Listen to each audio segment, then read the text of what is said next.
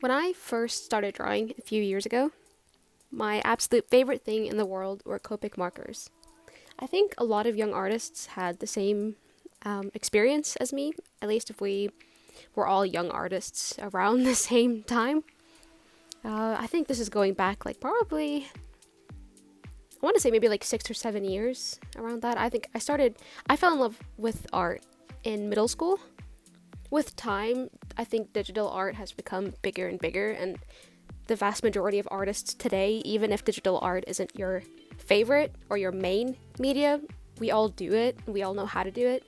But I think back when I was first getting into art, I think a lot of other artists were really into Copic markers. I'm not sure if they're still a big thing anymore, but Copic markers are like the best of the best when it comes to markers.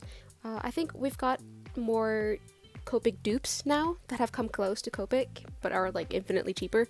Like I think Ahuhu are probably the best Copic dupes. I haven't tried any of these new markers. My point was just that there's a lot of like cheaper alternatives now. Copic markers were like the it art product growing up. So obviously as a young artist first getting into art, there was nothing I wanted more than Copic markers, and throughout the years I've collected a lot of Copic markers. I haven't counted them in a long time. I can't remember how many I have, but it's definitely over 100. I have a lot of markers. They're very expensive. It's years worth of asking for them for Christmases and birthdays and all that. But I study in London now, and I've kept all my markers here in my home in Norway, meaning that I just don't have access to these markers most of the year.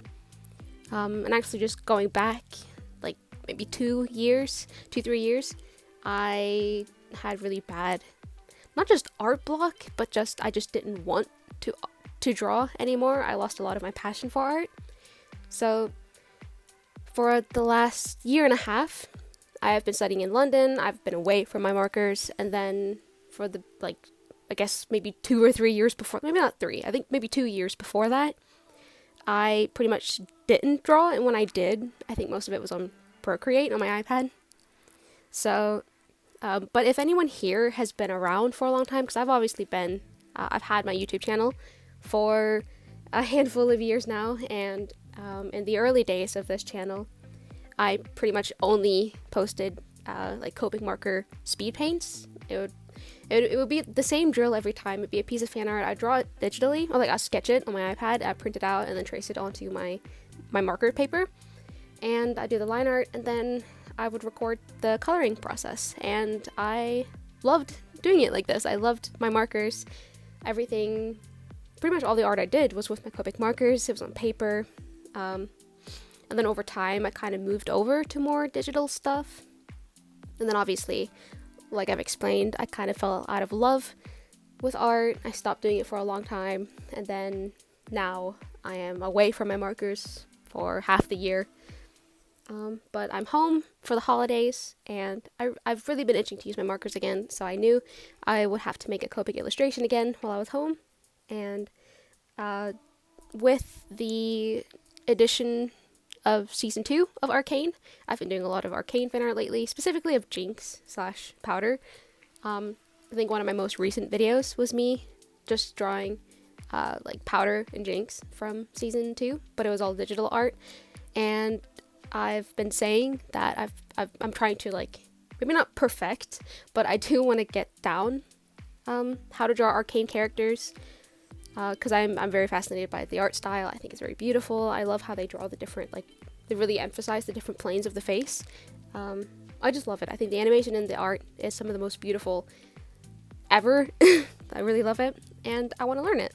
That's what I've been doing, and I think I even explained in that Powder Jinx digital video that I really wanted to like make a physical drawing of Jinx and color her in with my markers. So when I came back in Norway for the holidays, I knew I had to do that. So yeah, that's what I did. Normally I would sketch on my iPad, but I kind of just wanted to sketch on paper again. So I did just fully do the sketch on this paper. I always think that's a little scary because I always want to adjust ever so slightly, and I'm not going to erase an eye just to move it half a millimeter down or to the side. That really bothers me. But I feel like digitally you can like perfect the sketch, but I just didn't want to sketch on my iPad. I just wanted to sketch on paper, so that's what I did. And normally I would do line art, or like going back to when I used to make Copic illustrations, I would do line art with I think it was with my Copic multi-liner, and I'd always use it in the color sepia. I always like softer line art. I don't like harsh, thick black lines. But I thought that for this specific art style with Jinx, I thought that I need it to be even softer, so I went in with just pencils instead.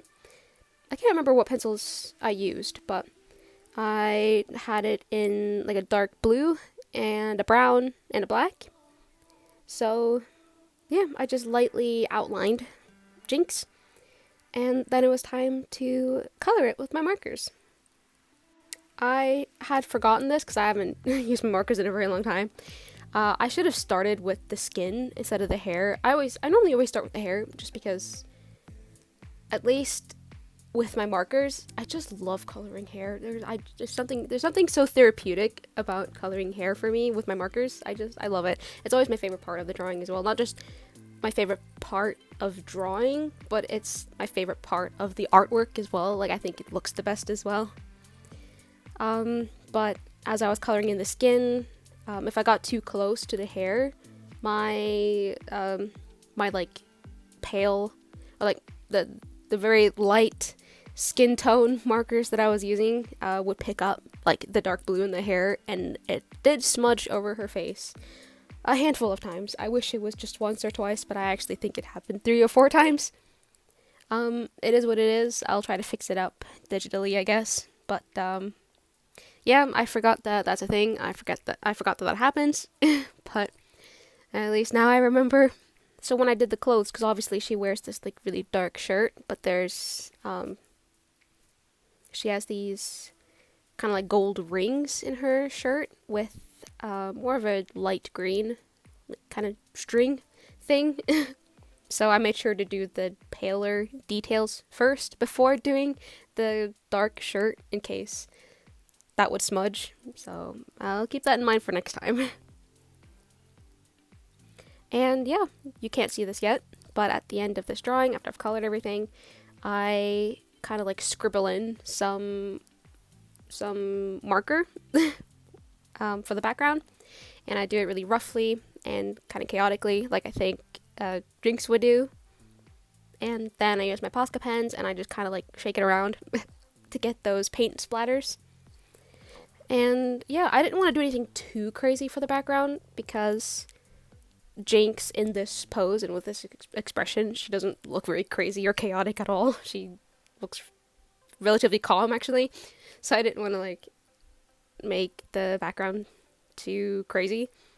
But at the end of the day, it is still Jinx, and she is kind of, you know, I don't want to say whimsical, but she's kind of like, you know, artsy and inventive, and I just like to portray that in the background, I guess. So yeah. I'm actually quite happy with this drawing. I think out of all my Arcane fan art, I do think this is the one that is the most accurate. So like, it can obviously be better, but I'm not trying to completely copy the art. I'm more trying to learn the basics of it and then incorporating it into my art. So yeah, this right here is the reference that I used for Jinx. I debated going with the color scheme as well, but I think something that's really prominent with especially my Copic art or my marker art is that I like having very saturated colors. There's not so much like mood and atmosphere with my like portrait or with my marker portraits. It's more just bright colors and saturation, and I like it like that. So I wasn't really trying to capture a scene or a mood or an atmosphere. I just wanted to draw Jinx, so I didn't really go with the same like very blue lighting. I just did it the way that I would draw any Copic portrait. And yeah, I would normally talk about the character or whatever media this character is from, but as I've literally just uploaded a video talking about Jinx and Arcane and everything I loved about season 2, so I don't really feel like repeating myself. If you want to hear my opinions on Arcane and specifically season 2, then go watch my other video. But yeah, as I've said, I am home for the holidays. I'm trying to think of what I've been up to lately. In terms of games, I've been playing Infinity Nikki ever since it first came out. I love that game. I think the update is coming out tonight, so tomorrow morning I think the update will be out, and I'm, at least for me, in my time zone, and I'm so excited. I love this game so much. It's so good.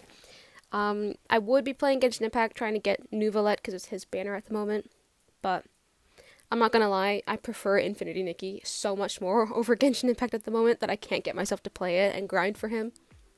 So I'm giving up on that. I just want to play Infinity Nikki. Other than that, I kind of picked up Overwatch again. I don't know why, because I do think that Overwatch was much better, like, ages ago, because I used to play Overwatch back when it was not Overwatch 2, and back when you had to actually pay for the game. I do think it was much better then. That's not to say that there aren't good aspects about, like, the newer versions, but, yeah, I've just kind of been in the mood for Overwatch lately, and, like, now that I'm back in my studio, I have access to my PC again, so, like, I kind of want to utilize that and play some beefier games that I can't normally play. So I've been playing that a little bit, and my partner and I have started playing a game called Cult of the Lamb. I think we literally only started playing it, like, 2 days ago, but I love it so far. It's so good. I love, like, aesthetically pleasing, like, cute games. And I also love games with, like, really dark and oddly religious undertones. And this has both, because it's like, it's really cute. And it kind of reminds me of games like Moonlighter, where half the game is, like, some kind of management game, but the other half is, like, dungeon crawler. I really like that. So you have to, like, run your cult, and you're also dungeon crawling, and, like, it's just great. It's, like, it's really dark, but it's cute, and I love it. So I'd say this is kind of in the cozy game category, but, like, cozy game, if cozy gaming was dark and religious and you're running a cult. So so here's some game recommendations for people out there. Infinity Nikki and Overwatch are free. Cult of the Lamb is currently on sale. I love it. So if anyone wants any recommendations, there you go. In terms of books, I haven't been reading quite as much lately, because I've had so many other things to do while I'm back at home, and I can kind of read anywhere. But I am working on the first Zodiac Academy book. I'm not quite sure if it's something for me yet, but I've heard that it picks up after the first book. And I've heard people say that it's like crack. Like, it's, like, the writing is really poor, but there's something really addictive about it.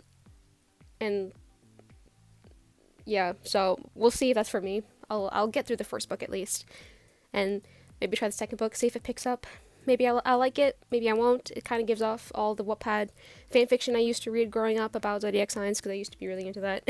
So, yeah, we'll see about that. And yeah, in terms of movies and shows, I don't normally watch anything to begin with, but since I'm home for the holidays, I can watch things with my family.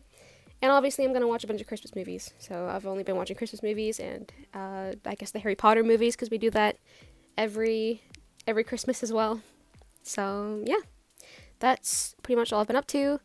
In terms of current projects, I just finished my project, which was this Jinx drawing. I'm not currently working on anything else, but I do have 2 uni projects coming up. One's actually due, I think, a week after I start back up at uni. So I do actually need to start planning and working on something during my break. So that's probably going to be my next focus, I guess. And other than that, I don't know what else I'll do. I'm still here for, I think, another at least 2 weeks. So we'll see what I create. But yeah, I hope that you guys enjoyed this video. If you want to see more, like, Copic illustrations and, like, fan art and stuff like that, let me know. I can try to plan things for when I'm back in the summer. And yeah, I'll see you guys hopefully next Sunday.